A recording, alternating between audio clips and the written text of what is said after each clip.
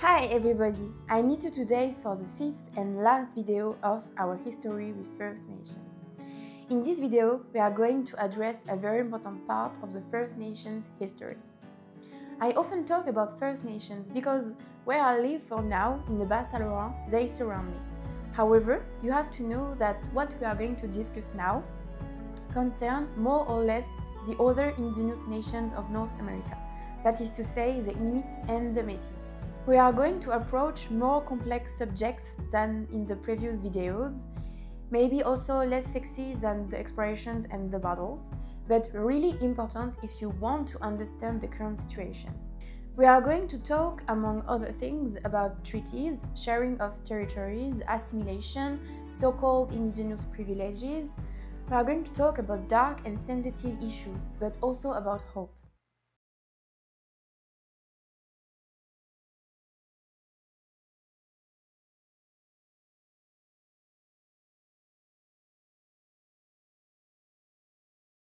For this video, I mainly support my word with the book of Pierre Lepage, Mythes et réalités sur les peuples autochtones, so in English, Myths and Realities about Indigenous People, the third edition of 2019. Co-published by the Chakapesh Institute and the Commission of People Rights and Youth Rights. By the way, you can find the digital versions on the website of the Commission that I put you in the description. In this book, Mr. Lepage raised a question. What happened between the distant time of the French regime and the contemporary period? So between the beginning of the British conquest around 1760 and the years 90. This question concerned the Canada in its entirety, but also particularly the Quebec. Well, before we keep up, I need to express a little myself heart open. You can say to me that I am French, that I arrived in Quebec. My readings are mainly in French, wrote by Québécois. If I would have arrived in Vancouver, maybe I will not have the same story to tell. But I, who from the start wanted to land or hurry to reach the West Coast, I am grateful I arrived at the edge of the Saint Laurent Great River. This is where it all started. Here between the Saint Laurent Valley, the Acadia and the Great Lakes, that the first Canadians are born, notably from unions with the indigenous. And this legacy of the New France, this is today, even if the boundaries are moved, a legacy that is found in Quebec and in its population. Therefore, when foreigners we arrive on the continent, we heard and discovered some things that shocked us, we ask ourselves, how did we come this far? By the way, it is an interview of Marco Wingender which helped me to put some words on what I was feeling being in Quebec. In this interview that I put you in the description, he talks about collective amnesia, of the fear for the original Canadian people to be categorized in savage at a time where it was considered very bad and where it is going to stay that way for a while. Therefore, there have been a break of the link with the indigenous nations. Besides, Marco Wingender wrote a book which describes the time of history we talked about in the last two episodes and which is entitled Le Nouveau Monde oublié, la naissance métissée des premiers Canadiens. So if I gave you a translation, it would be like The Forgotten New World, the mixed birth of the first Canadians. When I finished writing the previous video about the history until 1763, half December 2023, I read another book, a testimony, a little like the one I wrote and those we ask our beloved one for the videos. This work is C'est le Québec qui est né dans mon pays, Carnet de rencontres d'Annie-Kuni à Kiuna.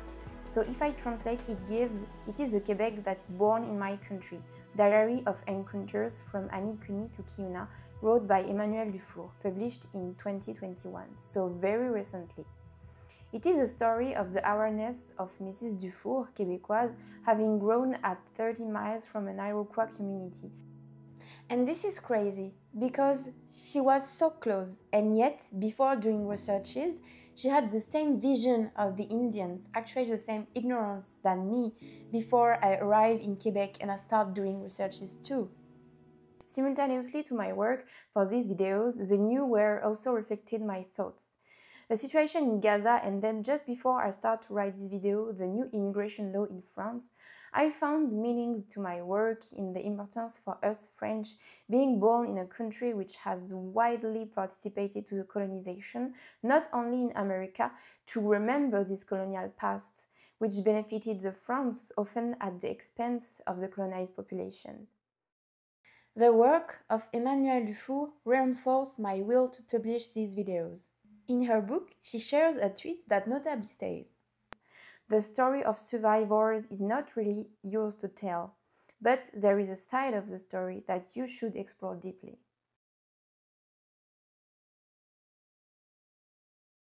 The French arrived in North America with, from the start, the same ambition to establish the same colonial pattern than elsewhere, that is to say, domination and assimilation. However, the requirements for the fur trade led the Crown to rather make commercial and military alliances, with many peace and friendship treaties. Some friendships were truly forged between French, then Canadians, and Indigenous. The Canadians learned a lot from the Indigenous. They had the knowledge of the environment, the advantage of the field, and the robustness to fight against the British. This is how a genuine Canadian identity is born, separate from the metropolitan French. The Canadians of this period, and the Québécois nowadays, managed to preserve, but still struggle to conserve their language and their culture in an Anglophone sea. This is a fight very similar that carried the indigenous nations out, but far more difficult, because while the Canadians of that time didn't have to endure the assimilation, the indigenous nations then had to go through it. To understand, we have to come back to the course of history. In 1763, the Treaty of Paris is signed, so the France surrendered its territories in North America to the England, and the Pontiac's fight will not change its position. There is, in the collective imaginary of the Québécois, but also of the French, I think, the idea that the Indians, the indigenous, have been conquered by the England. But that is wrong. It is the France and the French who have lost, not the indigenous. Pontiac's rebellion left a legacy to the indigenous nations. The British Crown realized the importance of these peoples. This legacy materialized through the Royal Proclamation of 1763. An edict from the King George III, the first constitution of the country, the papers that determine the shape of a country's government. We saw it in the last video. This proclamation created a vast indigenous reserve west of the Appalachians. It also indicates clearly that all the land that the indigenous peoples did not surrender or sell are reserved to them. More than the third of the proclamation deals in details of the relations with indigenous, showing their importance.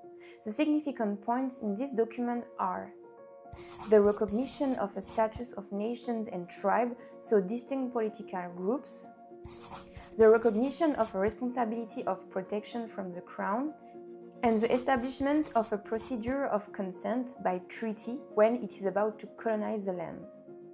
If some terms of this royal edict are not valid anymore, like the boundaries of the colony of Quebec, the clauses regarding the indigenous, they have never been abolished. Therefore, they are, in the legal jargon, still force of law in Canada.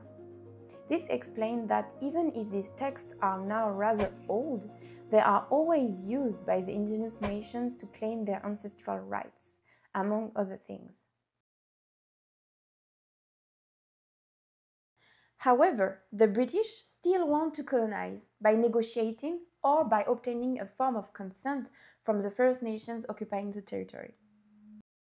And for the formation of a country as big as Canada, it is going to give rise to a quantity of treaties and deeds of assignments. However, do you remember? We just talked about three important points: the recognition of their status, their protection, and their consent. Well, here, the last can already be called into question.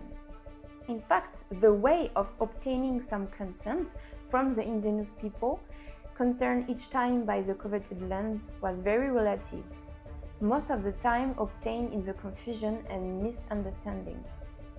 But attention, there was a time of real consent between the British and the indigenous. As the France realized many peace and friendship treaties, so does the England before the conquest. had concluded several friendship pacts in the colonies of New England and New York. However, the climate of uncertainty created by the 1760 conquest is going to drive the British authorities to work twice as hard in treaty making. Sadly, all is in the name. The fact of conquer takes over the friendship, and the peace and friendship treaties left space to territorial treaties. Because, despite that the proclamation of 1763 appears as very generous, the colonial authorities are going to use it as a dispossession tool. The treaties are going to serve to shut down the first inhabitant lands titles, so to make them accessible to the colonization. The reassessment of the indigenous consent in signing those treaties stand in the fact that they didn't have the notion and the concept of private property. So, there were major distortions between the indigenous understanding and the European understanding of these treaties. Without mentioning the wrong translations and the indigenous chief's election screwed by the government pushing the one who was the most in favor of the treaties. I will not make the list of the treaties, nor detail the whys and wherefores of each treaty. You get the principal idea. But if you want to know more, I recommend you the book Mythes et réalités sur les peuples autochtones de Pierre Lepage. The fact that we searched to obtain their lands more than their friendship after the conquest of 1760 has an explanation. In his book, Mr. Lepage indicates that until 2006, the indigenous had disappeared from history textbooks, so teaching textbooks in Quebec. Until 2006. 2006. After the conquest, after 1760, no more indigenous nations in the North America history.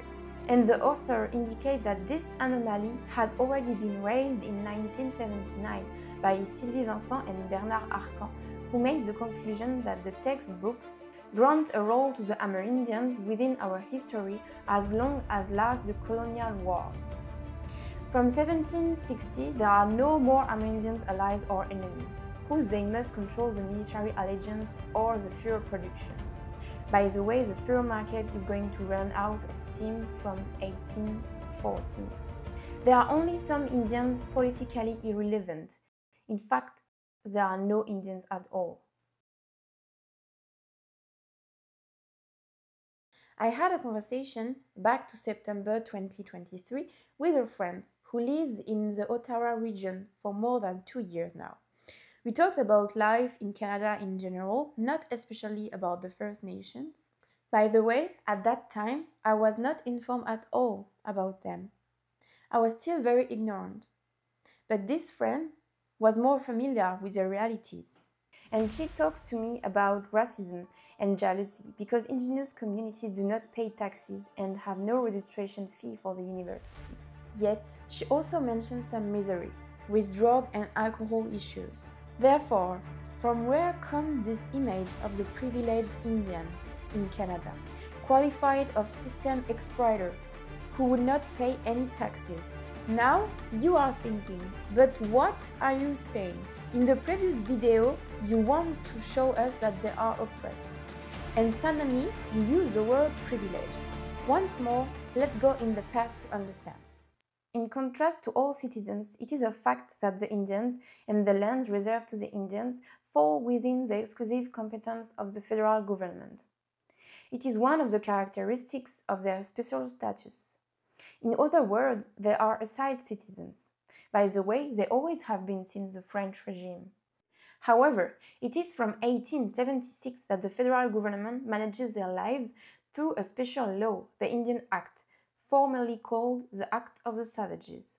Now, if we remember the 3 essential points of the proclamation of 1763 about the indigenous, we have seen that concerning the consent, notably for the lands, it was not well respected. Now, we are going to discuss the point about protection. The Crown claimed its responsibility of protection toward the wild nations or tribes who are in contact with us. These are the words of the king. However, we are going to see that this Indian Act is actually a deformation of the responsibility of protection. This law will make them minor citizens under the guardianship of the federal government. In the name of the protection, we will allow ourselves to decide what's best for them. This is what the author Pierre Lepage named in his book From the Protection to the Coercion, that is to say, the action to compel. The fate of the indigenous takes a turn around 1840. As I mentioned earlier, after the American Revolution and at the end of the hostilities between the British and the Americans, no longer need of the First Nations to do war. The fur business is declining. However, if we don't need them for the war or the trade, we nevertheless need their lands. It is in this context that a vast assimilation project, a gradual extinction of the Indian population in Canada, is developed between 1840 and 1867. The anthropologists Savard and Prue wrote that since the year 1840, the government authorities are going to search to endow themselves with the power needed for the acceleration of the territorial dispossession of the Indians, and for the reduction of their number through means of assimilation to the white way of life. This ambition of the government finalized by the Indian Act of 1876, making them legally incompetent in almost every domain, and entirely undermining their autonomy. The heart of this law is that the First Nations are under the tutelage of the government, which is taking away their free will and many classic rights for normal citizens. And the goal is to push them to ask for the emancipation on various conditions, but basically be emancipated was giving up their identity, being no longer legally an Indian in order to acquire all the attributes of the citizenship. This could include to deny their name, so change your Indian name and surname for a more European one. Live their life in indigenous community, give up their culture, practices and beliefs. Therefore, the citizenship was not automatic. The Indian Affairs Minister had to, as tutor, validate if the individual and his or her family was able to cope in society. In addition, there was a lot of discrimination in all of this. For example, from 1971 in Quebec, where major are 18 years old. But until 1985, we still require from the Indian that he or she was 21 years old to ask for emancipation. Some sexism too. All Indian women marrying a non-Indian man automatically lost her Indian status, whereas the reverse is not valid.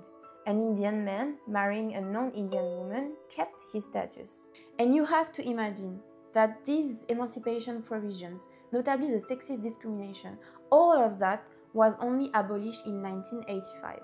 Actually, the only choices reserved to the Indians have always been the following: the permanent guardianship or the assimilation. The majority of the non-indigenous population didn't know all the dimensions of this law and just saw a special status with privileges. For you to realize more the lunar dimension of all this law, let me give you another example. In 1880, an amendment to the law declared that all Indians who will obtain a university degree would be automatically emancipated. So this person and his or her entire family and her descendants were no longer what they always have been, lost their identity if by misfortune one of their family members wanted to study. And this automatic emancipation will stay in the law until 1951. In all of this, you also have the replacement of the traditional political systems by elective systems established on the town councils method, so the European model, notably with the Savages Advancement Act of 1884. I didn't find the name in English, so I didn't know if I am right with my translation. This act comes draw a line over the first of the three fundamental points of the Proclamation of 1763. What I mean is that it should normally be a recognition of a nation's and tribe status, so politically distinct groups. Optional at the beginning, the elective systems were subsequently gradually imposed. We know two examples where some votes were conducted, imposed by force, with the help of the police.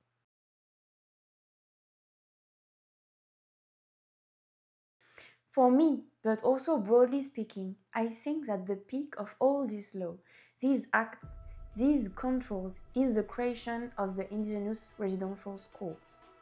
We go as far in the tutelage that we even take away to the Indian parents the responsibility to educate their children. The Indian boarding school system, also known as residential schools, has been officially established in Canada in 1892. These boarding schools are born from agreements between Canada's governments and the Roman, Anglican, Methodist and Presbyterian Catholic churches. In 1931, there were in Canada 80 residential schools, located mostly in the northwest and in the west provinces. In Quebec, this system was established later. It begins 2 years before the Second World War and finished to be established 4 years after. For decades, generations of children were intentionally taken away from their parents and from their villages, forced to a strict discipline, and were forbidden to speak their native language, risking to be punished. Countless narratives of omissions, abuses, and brutalities, physical and sexual, also mark the residential school's history. It is estimated that more than 150,000 children, First Nations, Inuits, and Métis passed through these schools from the year 1830 until the closure of the last one in 1997. I was just born. The National Center for Truth and Reconciliation also estimates, from archived files, up to 4,100 dead children in the residential schools. But this number is most likely higher. In May 2021, the First Nation Tk'emlúps in British Columbia announced having again found the bones of 215 children under the boarding school of Kamloops, causing again a lot of pain. Moreover, the silence began to break, little by little, and former residents and family initiated an appeal in 2006 against the government and various religious groups. This action will drive the establishment of the Commission for Truth and Reconciliation in Canada, which between 2008 and 2015 traveled across the country and listened to more than 6,750 testimonies of people touched directly or indirectly by the boarding schools and who would like to share their experience. In a report made public on 2015, this commission qualified the indigenous residential school period of cultural genocide. Those boarding schools broke the indigenous from the inside. They broke the Indian in the soul. They were apologies from the churches and in 2008 from the First Minister of Canada. But the consequences of this period are still at the origin of numerous social issues observed in communities, or that concern indigenous people nowadays. Broken grandparents, parents who didn't know how to face their pains, their memories, bad in their own skin and their head after we destroyed their identity. Some didn't manage to take care of their children, who in turn felt lost. I put you in the description the testimony of Eddie Robinson on the YouTube channel TVO Today Docs, who explained his identity quest after having notably experienced difficulties with his parents, whose father lived several traumas in boarding schools. I also recommend you a reading in French, Le vent en parle encore, de Michel Jean at Stanké Editions, first published in 2013.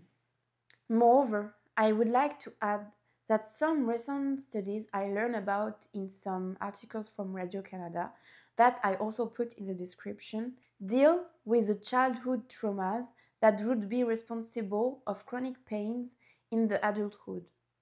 In addition, we can also find some studies that focus on the epigenetic heredity of the traumas. That is to say, how significant traumatic events of our lives can be written in our DNA, and whose repercussions can sometimes be transmitted to our progeny. Therefore, there could be an intergenerational transmission of our strongest pains and sadness. I personally think it is true. I think we carry inside us some feelings that we don't always know how to explain because they don't belong to our own experience.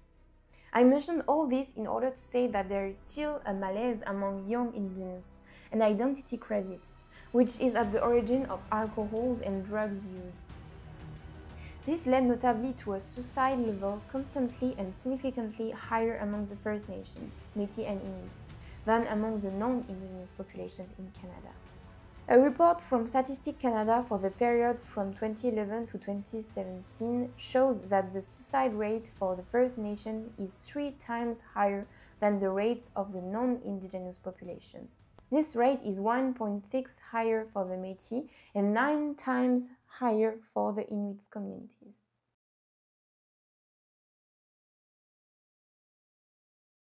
Some privileges. Let's talk about them. So first, there is the creation of reserves, of which we are going to talk again later. But quickly, there are areas, territories where the indigenous communities live and where they can practice their activities and their culture. Until the 1960s, in the reserves, there were agents of the Indian Affairs who had a near absolute power inside the communities, even going so far as to decide if an indigenous had the right to go out or not. Even for a temporary period, they have to ask for a pass. From 1884 to 1951, on the social and cultural aspects, celebrations and rituals were forbidden. It includes gatherings like the powwow, where the indigenous nations perform notably some dances. Therefore, the government went as far as to ban them to celebrate and have fun. Despite some corrections provided in 1985 and a governmental policy encouraging a greater autonomy of the First Nations, the Indian Act is still in effect. This law attributes to the First Nations living in reserves some rights distinct from the other citizens. If they have some benefits that the other don't, we can mention, for example, the tax exemptions. They are also deprived or limited in the exercise of a certain number of rights. The fundamental right of everyone to the peaceful enjoyment and to the free disposition of his or her properties is a good example. In broad lines, a First Nation member is never really the owner of real property or lands. He or she cannot sell them, he or she cannot transmit them, he or she cannot have access to a consumer credit and cannot have a credit card. He or she is not taxable only when he or she works in a reserve or for an employer located in the reserve. In other terms, it means no land property right, no seizure rights in the reserves. Attention! The Inuit status differs from the status of the First Nations. It is important that I indicate you that, but I will not go deep in details in this video. The Indian Act does not concern the Inuit anymore from 1950. That is to say that they are paid taxes like the other citizens and have received the right to vote 10 years before the First Nations. Because of their life territories more in the north and their late and different interactions with the settlers, they were before attached to the Rupert's Land, the territory of the Hudson Bay Company, a big fur company. They were integrated to Quebec's territory only in 1912, and it is only in 1930 that the Government of Canada established some programs for them. At that time, they were in a very difficult situation with the breakdown of the economy around the furs. They were notably facing starvation.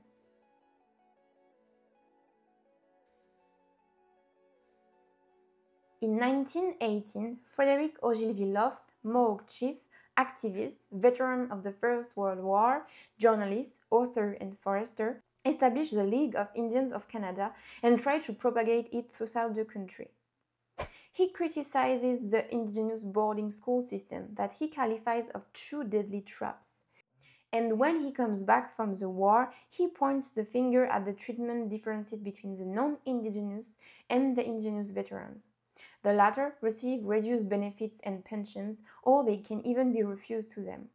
However, the Indian Affairs Ministry doesn't like Fred Loft at all, opposes him and threatens him with the loss of his status.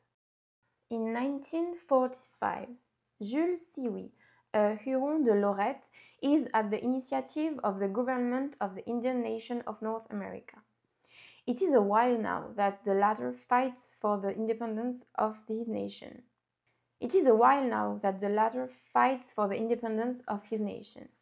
We can also mention Bernard Commanda, Algonquin from Ontario, who will be named as the first chief of this government, and then it will be the turn of Francis Pegama-Gabo and William Commanda. They establish their own Indian Act and create member cards indicating notably the liberty to circulate between the Canada and the US, the right to hunt and to fish across all the territory of North America, and the right to establish a camp anywhere as long as they don't cause any damages to the occupants. However, you can no doubt imagine that this is not that simple. And for daring to assert their autonomy, Jules Sioui, who is then the Secretary-Treasurer, is arrested with 4 other members of the organization, accused of conspiracy. This political movement, which still exists today, was particularly active in the years 1950 to 1960. In 2009, in an interview, William Commanda indicated that this movement gathered during this period up to 6,000 members. How talking about resistance without talking about the Oka crisis, which took place during the summer 1990 and caused a lot of ink to flow, but blood too. The collective shock, the memory comeback of an amnesic population after the textbooks had erased the Indians during several decades. The crisis is very well addressed by the author of C'est le Québec qui est né dans mon pays. Emanuelle Dufour was 10 years old when it happens. Nevertheless, for her and for her family, as for many Québécois, the event was very impressive. Impressive especially of misunderstanding. They were more Iroquois who were blocking the traffic and annoying the population, who didn't understand their actions and their demands. The image of the bad Iroquois also resurfaced because in the past they were allied to the British and so enemies of the French. However, everything is only a matter of timing, a combination of circumstances. They could have also been allies to the French. The Oka crisis is the story of a litigation old of more than 200 years. Everything starts with several promises done by the Sulpicians, a society of priests, to the Mohawk, about land that they will leave to them. However, the Sulpicians never kept their words. Over the years, the land occupied by the Mohawk of Kanesatake and that should be theirs have been sold. One plot here, one plot there, leaving them in 1990 with a fragmented territory of 47 plots separated one from another. In 1945, the government of Canada took back a large part of the lands that were not sold by the Sulpicians. The indigenous are allowed to stay and to practice some activity, but they never obtained the status of Indian Reserve according to the Indian Act, depriving the Band Council of any administrative authorities on these lands. After several claims, several demands submitted to the authorities and always rejected, it is the last straw when the municipality of Oka's village announced willing to expand a golf course and build luxury houses, especially on a territory that is traditionally used by the Mohawk and which include a graveyard that is very precious for them. Therefore, the confrontation mainly took place on the territory of Kanesatake community, close to the city of Oka, on the north shore of Montreal. But some rallies and violence also happened on the reserve of Kanawake, on the south of Montreal. During 78 days, the Mohawks demonstrators are going to confront the police of Quebec, the Royal Canadian Mounted Police, and finally the Canadian Army will be called to put an end to this. A policeman from La Sûreté du Québec, the Caporal Marcel Lemay, have been killed by gunshot, but we don't know the shooter identity. Also, with the extreme tension and in the confusion, a young Mohawk girl of 14 years old was stabbed by a soldier while she was trying to help her 4-year-old little sister. In 2008, so 18 years after the event, the federal government recognized its fault, but the discussion concerning the territorial claims of the Mohawk of Kanesatake are still continuing. Also, this crisis raised awareness for some. It also rekindled a strong racism toward the indigenous.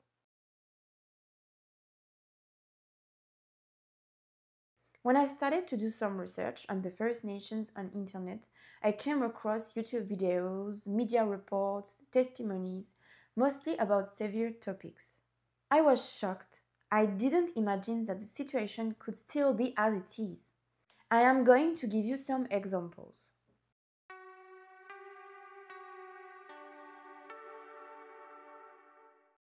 I would like to start with the indigenous women and girls missing and murdered in Canada. The indigenous women are 3 times more exposed to violence than the other Canadian women and overrepresented among the missing and murdered women. These facts can be mainly explained by the historical context of colonization, which led to a phenomenon of racialization and sexualization of the indigenous women.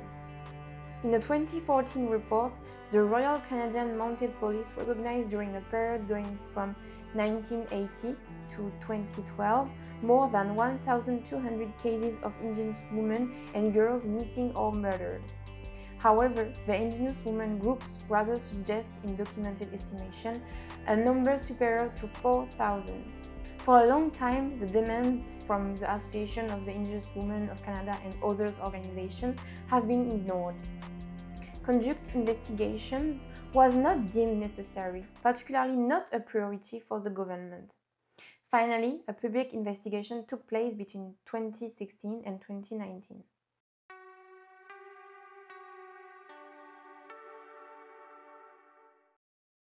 I can also mention the bad treatment and the bad care of the indigenous of all ages in the hospitals. To learn more about that, I invite you to read an article from Le Devoir, which will give you several examples and which expose a recent and terrible situation. Ça m'a brisé le cœur. J'ai senti qu'on ne nous a pas respectés et qu'on n'a pas respecté mon père. Les gens pensent qu'ils sont pauvres, qu'ils boivent, qu'ils ont des problèmes sociaux. Ce n'est pas toujours le cas. Mais l'hypothèse est formulée dès le départ. Le médecin a posé un rasage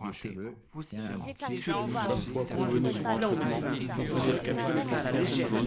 What I am talking about are recent events. 2016, 17, 19, 2021. It was just yesterday. It is still today. I also propose you to learn more about the history of Jordan River Anderson, born in 1999 with several disabilities. He remained at the hospital since his birth. At the age of 2, the doctors declared that he could move in a residence suitable for all his specific medical needs. However, at that time, First Nations children didn't always have access to the same services that the other Canadian children. It is because the funding of various services offered to the First Nations children, in particular for those living in reserves, comes from different levels of the government.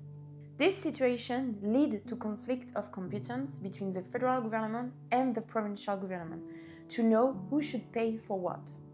And it is decided that Jordan will stay at the hospital until the solution is found. He died at the age of 5 in the hospital, without having lived one day in a cozy home. From this story is born the Jordan's principle, which forces to take care of the child, to do what is necessary first and resolve the payment matters later.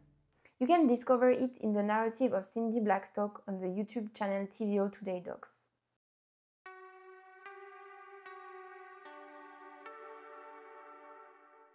I also have to say that in one of the most developed countries, that is Canada, there are currently about 30 long-term boil water advisories, so people have to boil their water if they want to consume it, and this in 28 communities across the Canada. The Neskantaga First Nation in the north of Ontario lives a boil water advisory since 27 years. Some children who never could just drink water directly from the tap. This is unbelievable. I found this information thanks to the fight of Laila Stat, Mohawk artist and activist, protector of the land and the water, who realized a documentary called Boil Alert, in which she goes notably investigate on the water issues in the reserves. I put you the trailer in the description and also a podcast in which she is invited. This podcast is on the YouTube channel of Palm Matter, whose I already listened to other of her videos and speeches, and that I recommend you. Go check the work of these women.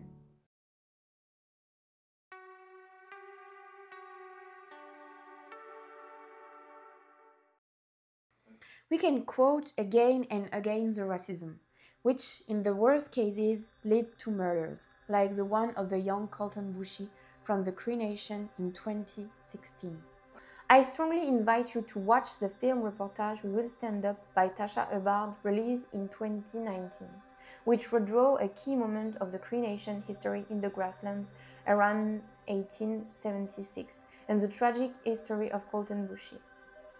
I put you a link to the film in the description and also a YouTube video on the channel CBC Docs, which is an abstract of the film, and I encourage you to watch at least this abstract.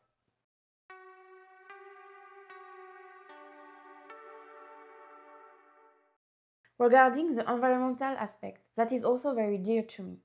Today, the government of Quebec and Canada in general write on the social media notably that they count on the First Nations and Inuits' participation to save the natural spaces, the biodiversity. Now we count on their help. Now, after having tried to erode their connection with the nature, after having betrayed them, we count on their help, but we don't listen to them seriously this past year when they asked to protect more land for the caribou. I put in the description, for example, 2 articles from Radio-Canada from 2023 that deal with the subject, but you can find way more.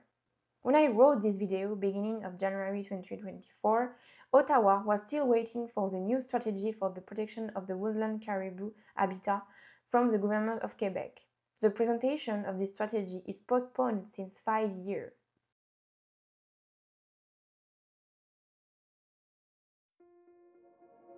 It is interesting to quote, in 1945, the creation of the United Nations, so the well-known UN, which had generated some bright hopes, because its constituent charter clearly claimed the right to equality and freedom of all the peoples and all the nations, as well as a strong determination to end every form of colonialism. However, despite individuals and indigenous groups complain, they will have to wait until 1970 for the indigenous question to be strongly discussed within the United Nations. Then took place a vast study which in 1993 resulted in the Indigenous Peoples Statement. Lastly, in 2007, the United Nations General Assembly adopts the text. This statement is very important because it notably mentions the right to self-determination for the indigenous peoples and the obligation for the states to consult them and to cooperate with them. Simultaneously, the indigenous of Canada have seen themselves recognize a status of peoples in the new Canadian Constitution of 1982. And despite the National Assembly of Quebec do not recognize these constitutional agreements, they adopt a resolution in 1985 whereby the indigenous constitute nation. And for this reason, governmental autonomy agreements must be concluded.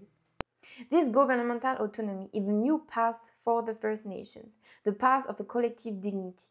It is the hope to finally be the master of their destiny, to develop themselves and to flourish. A bound council for each community of each First Nations can manage the areas of the health, social services, recreation, habitation, public security, and economic development. I think that more important is their autonomy in education. Within 20 years, so between the end of the residential school system and the establishment of a governmental autonomy, the network of the primary and secondary schools in the indigenous environment radically transformed itself. To give you some figures, for the school in reserves and indigenous villages in Quebec, according to the Education Ministry, there were in 1977 29 federal schools created to replace the boarding schools. In 1997, there was only 1 federal school left. They were progressively taken over by the First Nation communities and new schools have been built. In 1977, there were no indigenous schools, while in 1997, there were 61 of them. Therefore, the number of schools doubled, and this is really important because from that moment, almost all the indigenous children had access to a school, to an education that looked like them, with their history and their realities. Despite this, it is important to mention that the dropout rate and the school delays are very concerning. In 2011, the data of Statistics Canada indicates that 16.9% of the First Nations have a secondary studies diploma or equivalent, whereas 31.3% don't have any certificate, diploma or grade. This rate rises to 55.8% for the Inuits. In comparison, only 14.5% of the non-Indigenous possess any certificate. It is at the university level that the difference is even more striking. Only 2.6% of the Inuit, 8.9% of the First Nations, and 11.1% of the Métis reach the bachelor or undergraduate level, whereas for the non-Indigenous, this rate reached 23.5%. Let's stay in the post-secondary studies.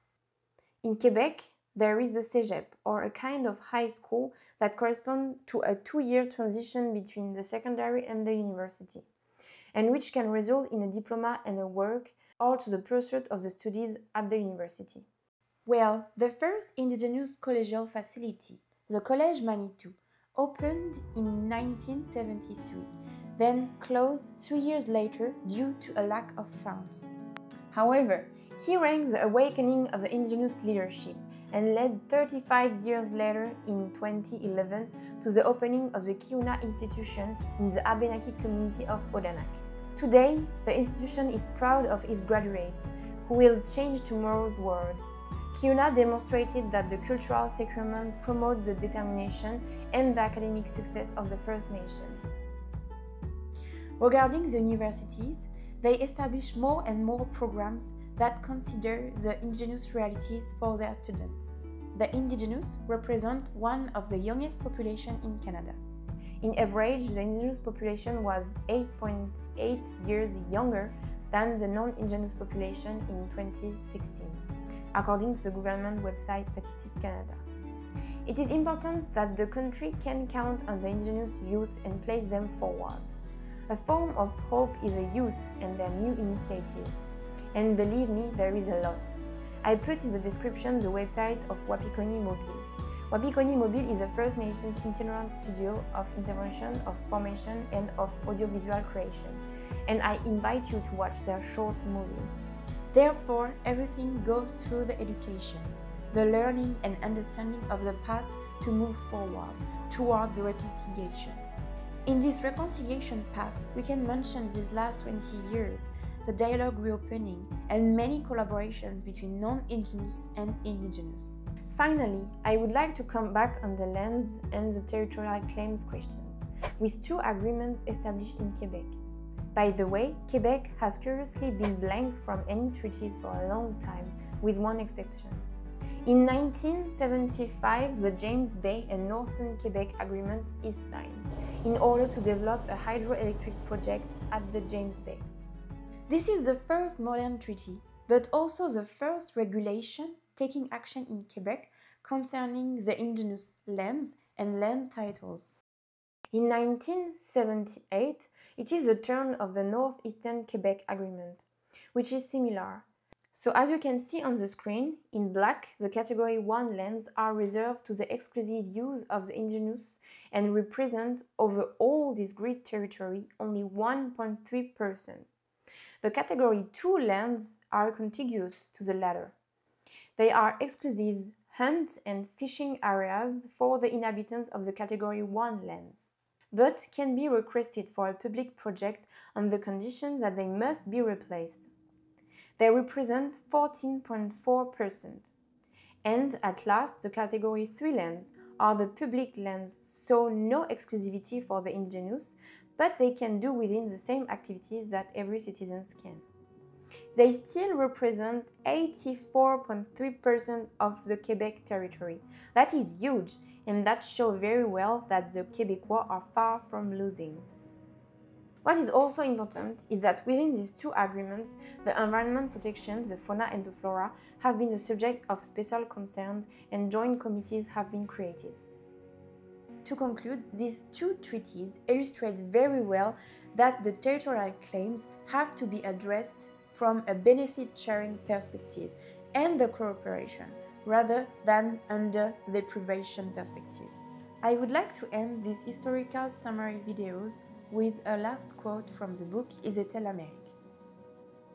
Even submerged, even abused, the first people of the continent continued to exist, to tell their histories and to perpetuate their languages, rich and beautiful. They were America, there still are. There are still so many events and people I could have talked about, but you already have a good summary with this video. I would like to mention that I didn't talk about women, whereas on the contrary, Canada also and obviously bold itself thanks to women, English, French, Canadian, Métis or Indigenous. They are also the forgotten of the history.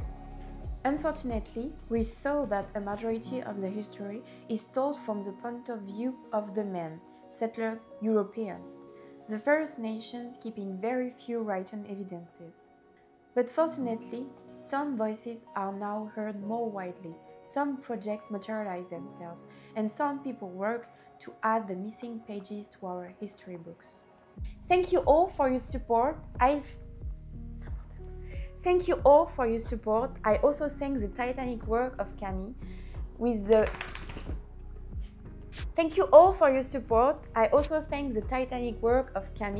editing, but who also listened to me exchange and build this last video with me. If I have made some mistakes, if you heard other versions of the history, because history have been told and interpreted in several ways, don't hesitate to tell me. If some people want to exchange, I wait for you in the comments and by emails. Now we better know the history of these lands and their inhabitants. See you soon for new adventure on the road.